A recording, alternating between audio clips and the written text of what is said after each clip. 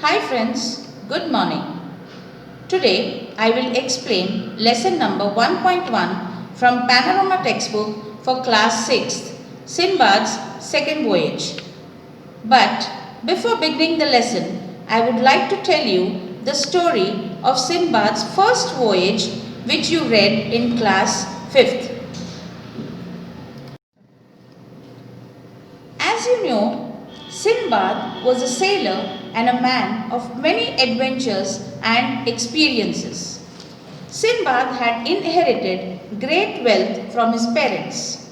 He always spent his money to satisfy his wants. After spending the fortune that his father left him, Sinbad decided to recreate his wealth as a merchant. He set sail on a ship with other traders. They reached an island which happened to be a resting whale. The sleeping whale awakened when the sailors lit a small fire to keep themselves warm. When the whale dived into the water, Sinbad almost drowned into the water. He managed to swim above water. Sadly, the ship departed without him. With the help of a log, he reached another island. There, he helped to save a king's horse from a supernatural sea monster.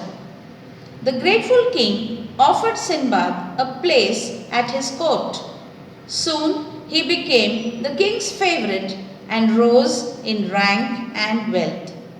After a few months, the ship that abandoned him came to the port and Sinbad expressed his desire to go back home. The king approved. He gave him few gold coins and sent him back on his ship.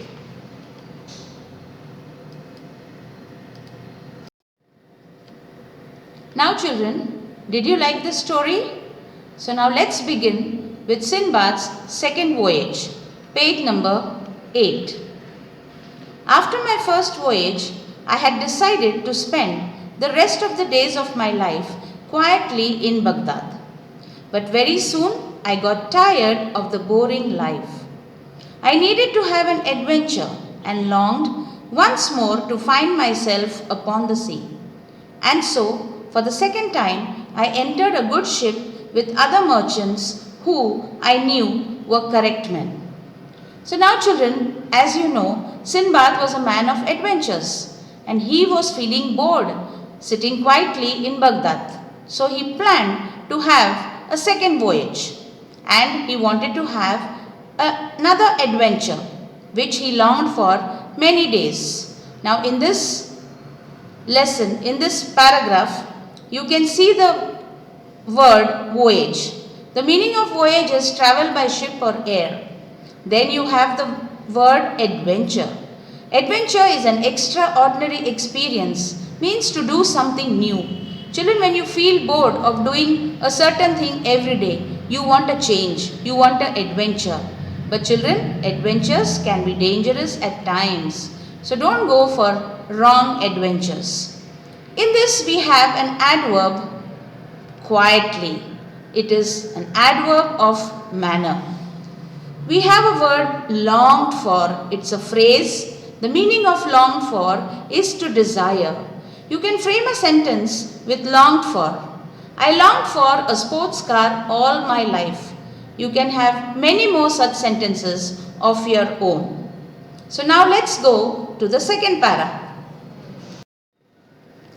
We went from island to island making profitable deals. One day we landed at a spot where the land was covered with fruits and plenty of springs of water. There were neither houses nor inhabitants. While my companions wandered here and there, I sat down in a shady place to rest a while. After a few minutes, I fell asleep to the soothing murmur of a brook which flowed close by.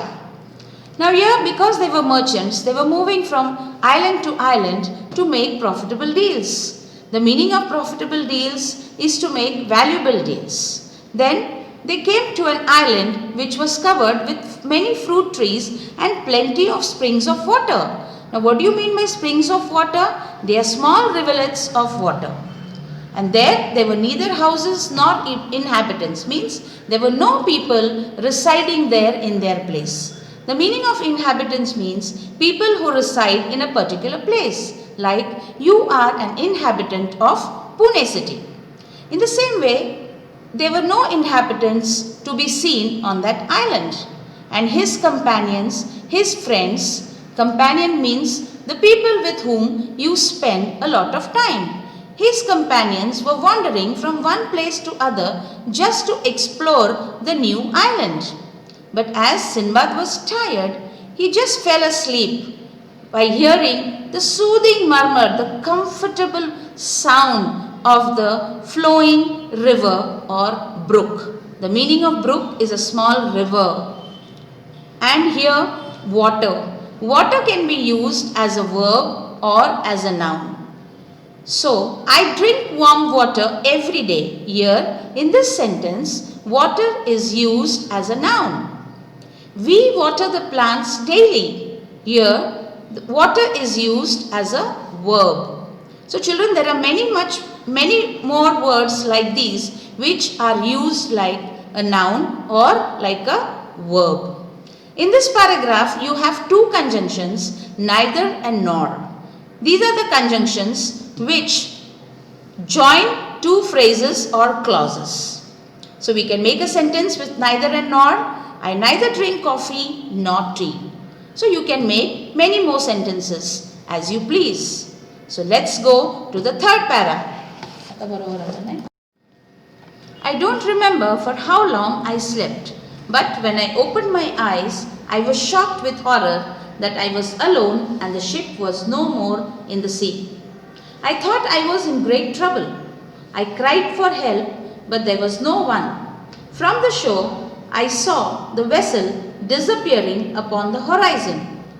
Now, because Sinbad was tired, he went to sleep for a long time, and he suddenly woke up with the shock of his life as he was left alone on the shore. He looked here and there, but no one was visible. And suddenly he saw the vessel, means a big ship, leaving him on the shore and going without him. He thought he was in great trouble as he was alone. Now children, you can frame a question for the line, I saw the vessel disappearing upon the horizon.